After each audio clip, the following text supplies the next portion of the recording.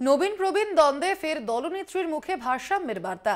বৃহস্পতিবার দিগঙ্গার এক কর্মী সভায় মমতা বন্দ্যোপাধ্যায় আরও একবার মনে করিয়ে দিলেন, দলের কাজে বয়স কোনো সূচক নয়। নবীন প্রবীণ দুই প্রজন্মই একান্তভাবে গ্রহণযোগ্য। দলনেত্রীর এদিনের বার্তায় আবারও প্রকাশ্যে এলো তৃণমূলের অন্দরে বয়স বিতর্ক। নতুন প্রজন্মকে অগ্রাধিকার দেওয়ার কথা প্রথম শোনা গিয়েছিল তৃণমূলের সর্বভারতীয় সাধারণ সম্পাদক অভিষেক বন্দ্যোপাধ্যায়ের মুখে।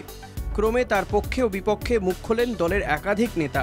সব মিলিয়ে পরিস্থিতি এমন দাঁড়ায় যে গত 24শে নভেম্বর নেতাজি ইন্ডোর স্টেডিয়ামের কর্মী সভা থেকে এ বিতর্কে নিজের অবস্থান স্পষ্ট করে দেন দলনেত্রী মমতা বন্দ্যোপাধ্যায়। একই সঙ্গে দলের ভেতরে বয়স বিতর্ককে যেন তিনি কোনোভাবেই সমর্থন করছেন না তাও বুঝিয়ে দেন স্পষ্ট। বৃহস্পতিবার দেগঙ্গার কর্মী সভায় সেই সুরই শোনা গেল দলনেত্রী মমতা বন্দ্যোপাধ্যায়ের গলায়। সিনিয়র লিডারদের যোগ্য মর্যাদা দিতে হবে, এটা আমি বারবার বলছি। পুরনো চাল কিন্তু ভাতে বাড়ে আর নতুন চাল আগে বাড়ে। দুটো চালকেই আমার দরকার, পুরনোকেও দরকার, নতুনকেও দরকার। দরজায় কড়া নাড়ছে লোকসভা নির্বাচন। কয়েক মাসের মধ্যে প্রার্থী তালিকা প্রকাশ করবে সব দল। সেই ঝাড়াই বাছাই শুরু হওয়ার আগে নবীনের পাশাপাশি পুরনো ও অভিজ্ঞ সৈনিকদেরও যে প্রয়োজন সেটাই স্পষ্ট হলো মমতার এই দিনের ভাষণে।